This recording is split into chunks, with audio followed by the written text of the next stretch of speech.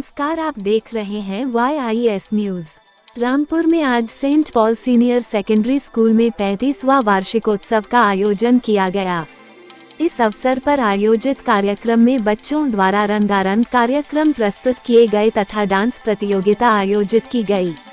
इस अवसर पर मेधावी बच्चों को पुरस्कार व सर्टिफिकेट देकर भी सम्मानित किया गया। कार्यक्रम के अंत में प्रतिभागी छात्र छात्राओं को पुरस्कार देकर सम्मानित किया गया। इस अवसर पर मुख्य अतिथि के रूप में पहुंचे DIG सुभाष चंद्र ने छात्र छात्राओं को किया संबोधित, दिए भविष्य के लिए tips.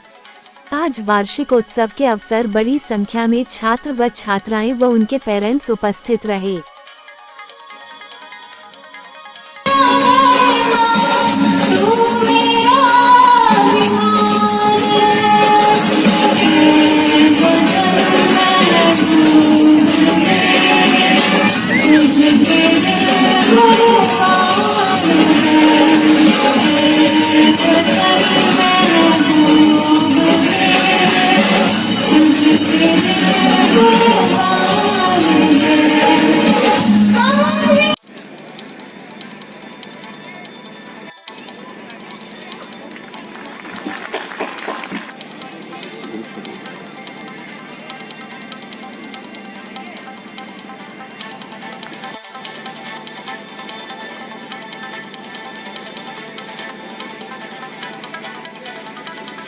Good afternoon, respected Chief Guest, Administrator Sir, Principal Sir and dear parents. A very good afternoon to all of you.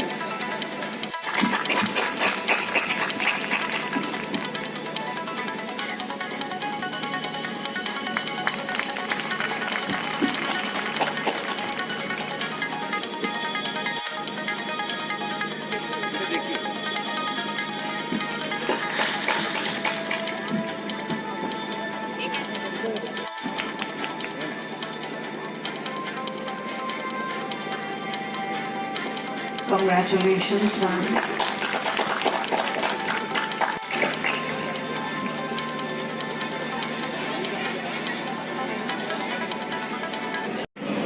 जब छुट्टियां होती थी तो मैं काम करने जाया करता था। मेरे मदर फादर मना करते थे कि नहीं तुम पढ़ाई करो। तो वहां से जब मैं बात करता था तो मैं समझाया करता कि अगर मुझे मेहनत करनी आ गई तो मुझे पढ़ाई करनी भी आ जाएगी, क्योंकि आपका कमाया हुआ पैसा बहुत ईमानदारी और मेहनत का है।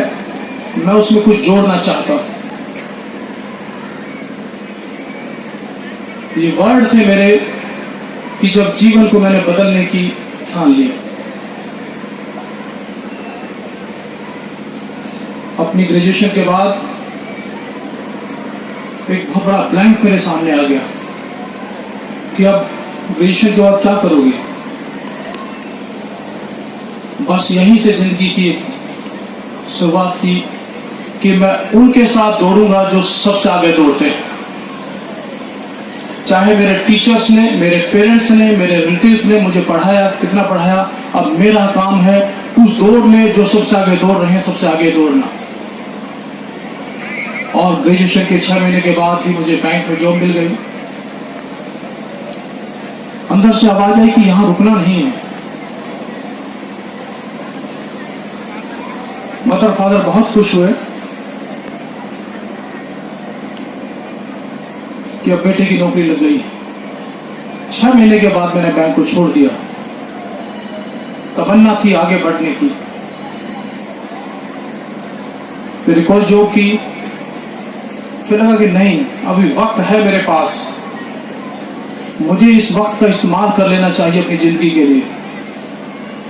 पूरे दिन ऑफिस, शाम को रात भर पढ़ाई, 2 या 3 घंटे सोया करता था बस।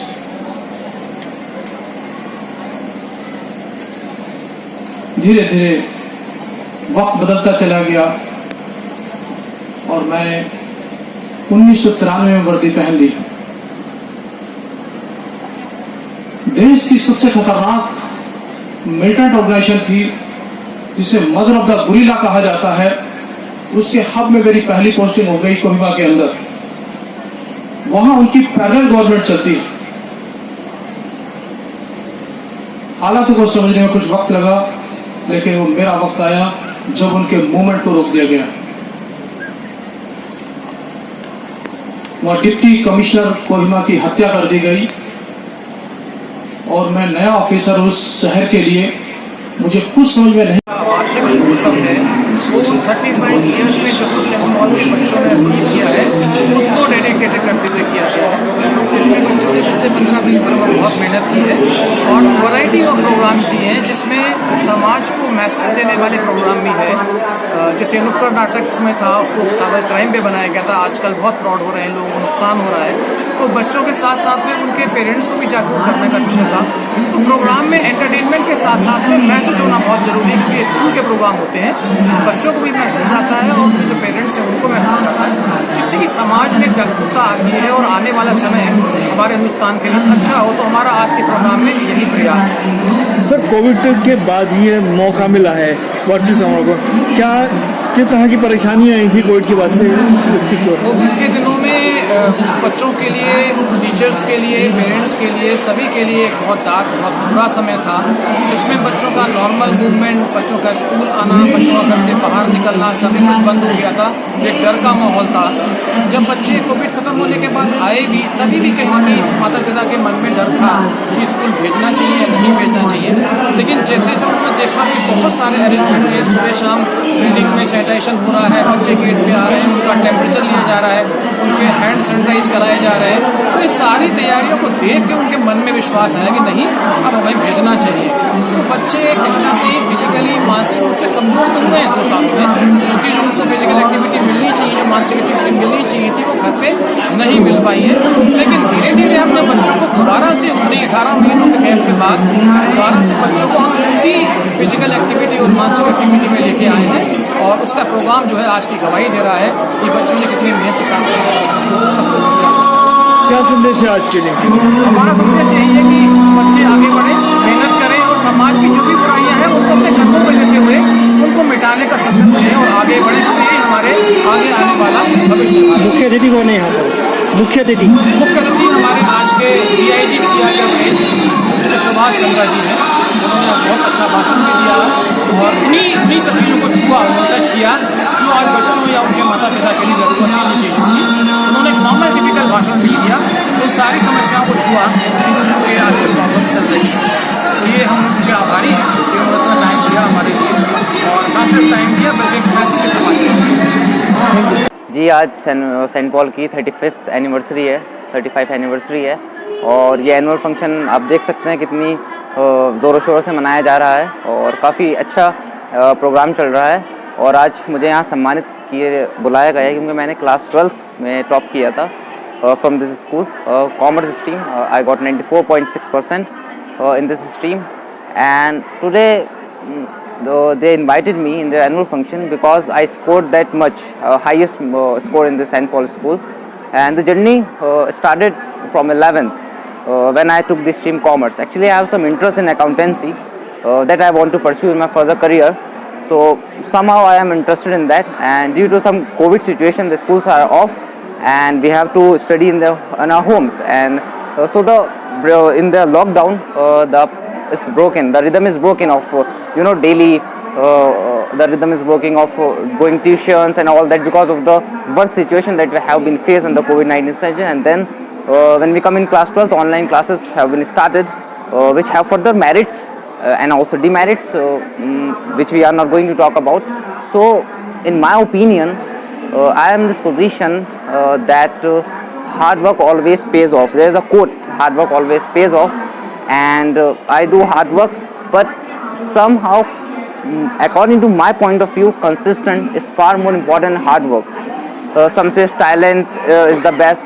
For me, consistency. If you have consistency, if you do regular studies on daily basis around 1 hour, 2 hours, doesn't matter, but you need to be consistent. If you read only 1 page of a book, then you need to be consistent.